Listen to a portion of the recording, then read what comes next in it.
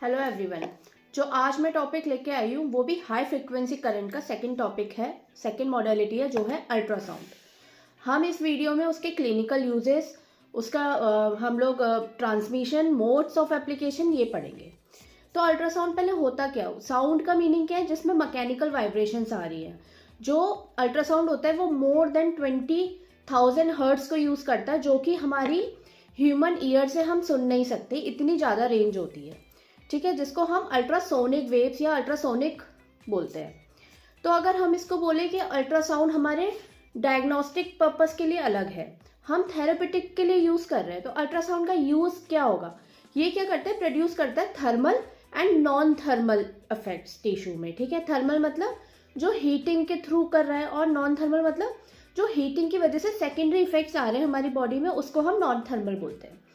तो अगर हम बोले फिजियोथेरेपी में यूज करते हैं थेरेप्यूटिक इक्विपमेंट, तो उसमें हमारी फ्रिक्वेंसी कितनी यूज हो रही है, 0.75 megahertz, 1 megahertz, 3 megahertz and 1.5 megahertz. ठीक है, और अगर डायग्नोस्टिक की बात करते हैं जो रेडियोलॉजिस्ट यूज करते हैं, उसका होता है 1 मेगाहर्ट्ज टू 10 मेगाहर्ट्ज। ओके, अब बात करते हैं ट्रांसमिशन ऑफ अल्ट्रासाउंड। अब हम बात कर रहे हैं ट्रांसमिशन ऑफ अल्ट्रासाउंड की। तो ये किस किस चीजों पे डिपेंड करेगा, सबसे पहले ये करेगा साइज ऑफ ट्रांसड्यूसर फेस, मतलब कि जो हमारा ट्रांसड्यूसर हेड है इसके साइज पे डिपेंड करेगा। जितना बड़ा ये साइज में होगा उतना डेप्थ ऑफ पेनिट्रेशन ज्यादा होगा, इसका सरफेस एरिया ज्यादा बड़ा होगा, और उतना ही इसका एरिया बड़ा होगा तो कैविटेशन फॉर्म होगी और इफेक्ट ज्यादा होगा। दूसरा, इसमें हम कौन सी वेवलेंथ यूज कर रहे हैं मशीन में, तो वेवलेंथ के ऊपर यूज होगा। ठीक है, वेवलेंथ का क्या, जितना ज्यादा हम वेवलेंथ यूज करेंगे उतनी डेप्थ ऑफ पेनिट्रेशन कम होगी टिश्यू की। अगर मतलब हमें सुपरफिशियल टिश्यू में देना है तो हमें वेवलेंथ को ज्यादा रखना पड़ेगा, जैसे 3 मेगाहर्ट्ज या और अगर हमें डेप्थ में देना है तो हमें इसकी वेवलेंथ को कम रखना पड़ेगा। ठीक है, अल्ट्रासाउंड के मोड्स की बात करें तो इसमें दो मोड होते हैं, कंटिन्यूअस और पल्स्ड। कंटिन्यूअस मतलब जो हमारा ट्रीटमेंट सेशन है, सपोज हमारा ट्रीटमेंट सेशन है 3 मिनट्स का, तो उस 3 मिनट में कंटिन्यूअसली उसी फ्लो के साथ में वेवलेंथ हमारी प्रोड्यूस होगी, वेवलेंथ एंड फ्रीक्वेंसी। अब पल्स में क्या है, सेकेंड ऑफ रेस्ट आएगा, देन उतनी ही फ्रीक्वेंसी एंड वेवलेंथ यूज होगी, देन सेकेंड ऑफ रेस्ट आएगा। ओके, कंटिन्यूअस हम यूज करेंगे जिसमें हमें थर्मल इफेक्ट देने हैं, जिसमें हमें हीटिंग बढ़ानी है। पल्स हम यूज करेंगे जिसमें कि हमें नॉन थर्मल इफेक्ट देने हैं, जिसमें हमें हीटिंग नहीं बढ़ानी है लेकिन हमें हीलिंग करनी है।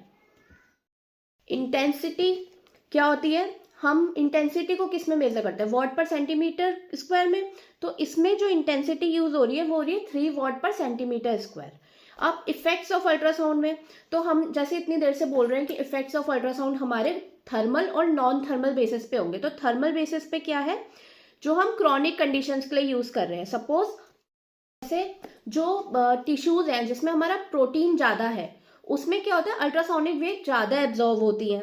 तो जब एब्जॉर्व ज्यादा होंगी तो पेनिट्रेशन ज्यादा होगा, पेनिट्रेशन ज्यादा होगा तो उस एरिया का ब्लड फ्लो ज्यादा होगा, ब्लड फ्लो ज्यादा होगा तो उसकी वजह से हमें हीटिंग इफेक्ट मिलेंगे, जो कि थर्मल इफेक्ट्स है, जो क्रॉनिक कंडीशन में हमें यूज करने हैं।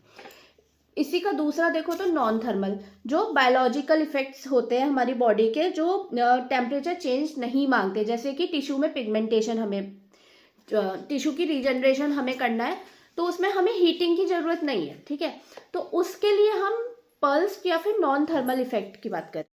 अब मैं इतनी देर से कैविटेशन की बात कर रही हूँ कि जो हमारा अल्ट्रासाउंड हम यूज करते हैं तो वो हमारे टिश्यू के अंदर कैविटेशन प्रोड्यूस करता है, जो हीलिंग में इफेक्ट करता है। तो कैविटेशन क्या होता है, कैविटेशन क्या होता है, छोटे छोटे छोटे छोटे गैस बबल्स हमारे फॉर्म हो जाते हैं टिश्यू के अंदर, किसकी वजह से, अल्ट्रासोनिक वेवलेंथ्स की वजह से, वाइब्रेशंस की वजह से। जब वाइब्रेट होगा तो अंदर जो ड्रॉपलेट्स हैं, तो उसमें जो टिश्यू में फैट है या फिर अलग टिश्यू का ब्लड है, तो उसमें हमारे छोटे छोटे छोटे छोटे बबल्स हो जाते हैं जो हीलिंग में फायदा करते हैं।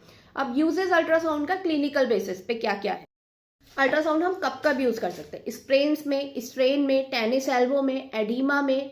एडिमा में क्यों, क्योंकि वो रिलीज ऑफ एडिमा करवाएगा। ठीक है, एडेसिव कैप्सुलाइटिस इन्फ्लामेशन को कम करेगा, फाइब्रोसाइटिस पेन कंट्रोल के लिए, कैल्सिफिक डिपॉजिट को बढ़ाने के लिए बॉडी में।